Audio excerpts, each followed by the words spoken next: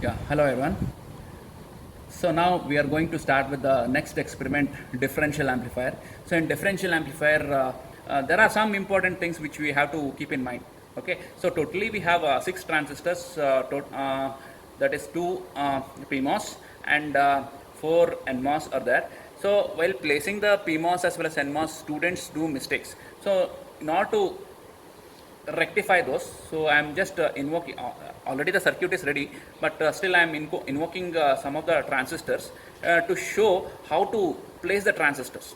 Okay, I'll highlight what are the mistakes what the students will be doing, and I'll place the transistors, and I will help you out in placing the transistors properly. So I'm just going to instance, go to browse, and in browse go to GPDK 180. So in GPDK 180 go to PMOS. So I'm typing PMOS, click on the symbol. So I will be having a PMOS. So now look here, 2 PMOSs are there. So one of the PMOSs is this one, directly it can be placed here, and one more PMOS is this. So it has to be, it should have a 180-degree turn with no change in the position of the source. Are you getting? So if I place this place it like this, then the circuit will be wrong. So I will have to turn this transistor according to this. So what I am doing is, again I am going to instance. So here if you just see here, rotate, sideways, upside down. So 3 options are there. So now look here. So I am just rotating it.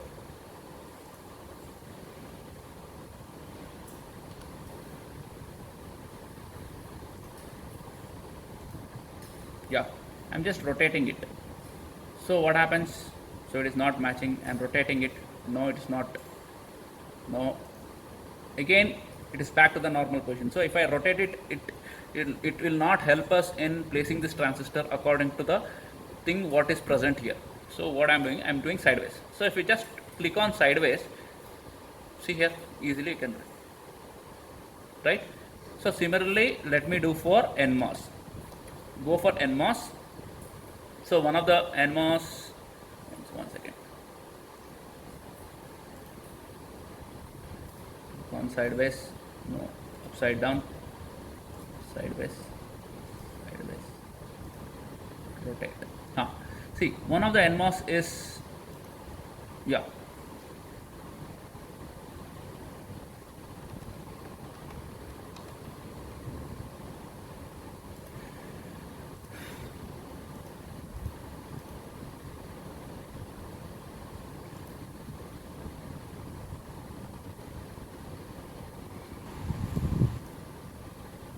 see, one of the NMOS is like this, so no problem. Now I want to have a NMOS which has to be turned 180 degree.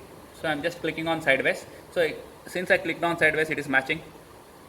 Next, similarly, here it is matching, and this one is same as this.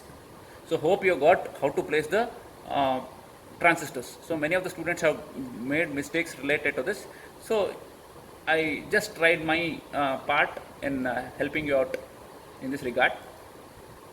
So let us delete all this, not required. Click on escape. So things are ready now. So now I have to do check and share. Yes, things are correct. Then as usual you will have to do the symbol, and then you have to place the selection box. Selection box is very important. And after that you will have to test the circuitry, what has been built, I mean in the form of a symbol. So you'll have to import the symbol and then make the connections and test the circuitry. So let us do that. Go to Virtuoso, File. So click on OK. So here is the test circuit what has been done. Okay.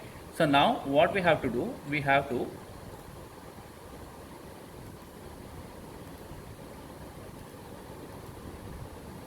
we will have to do the same procedure of schematic testing. So always keep in mind, should not have more than one ADL window. So if by chance if there are more than one ADL window, then you will end up in errors. So launch ADL setup go to model libraries. See here, there are many other things which is not required for us. I am just deleting all those unwanted things, and I want only 180 nanometer. So click on OK.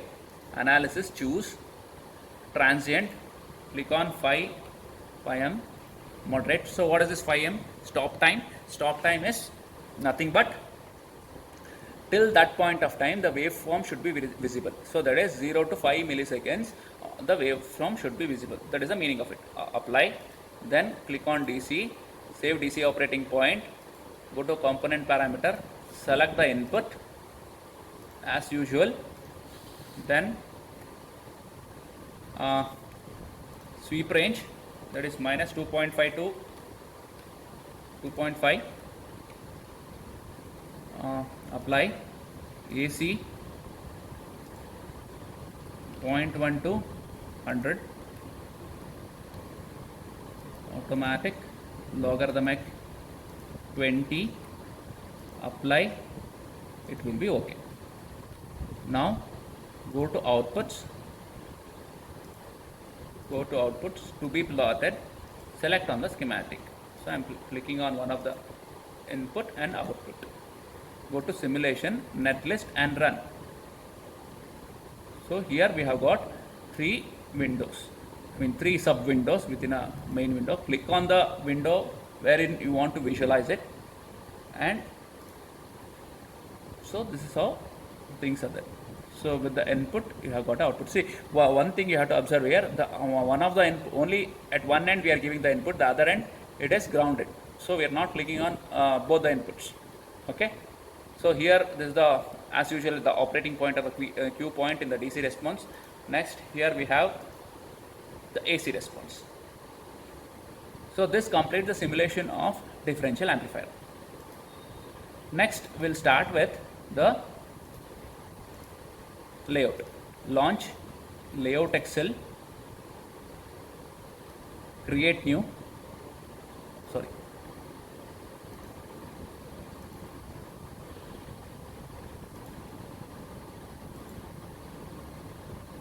One second. Okay, now we'll be starting with the differential amplifier. So in differential amplifier, this is how the circuit is, and the circuit is drawn according to the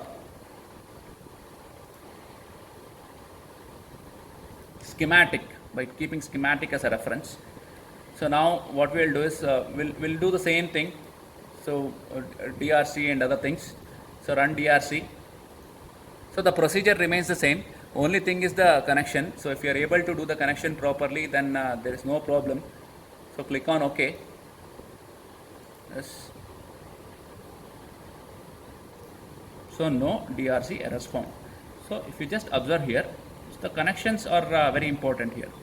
So here we have got PMOS and we have got NMOSs, and the connections are done as shown here with the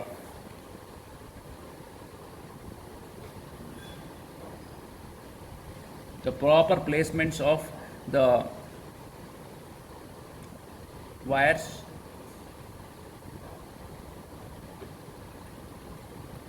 or the connections. And see here, it is very important that if at all if you are using a PMOS, then you will have to place proper wells.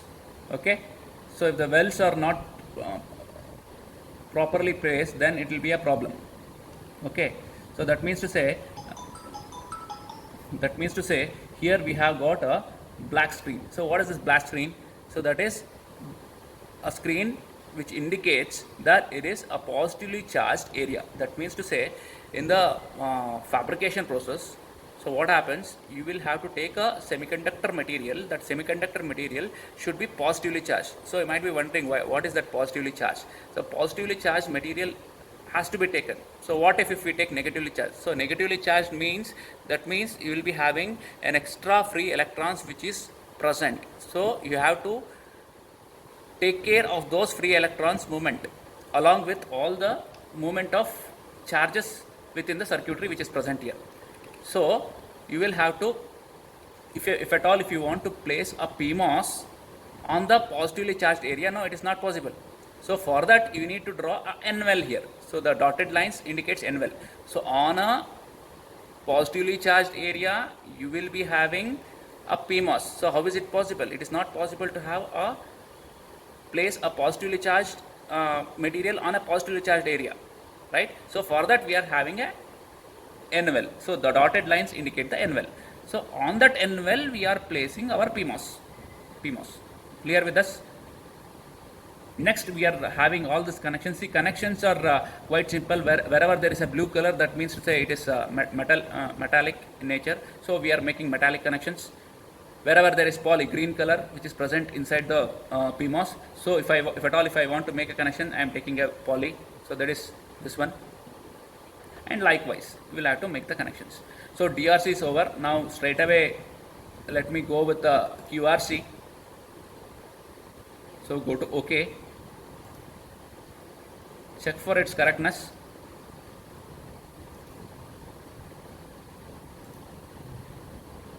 So it is not mandatory that you need to have a QRC. Just a minute.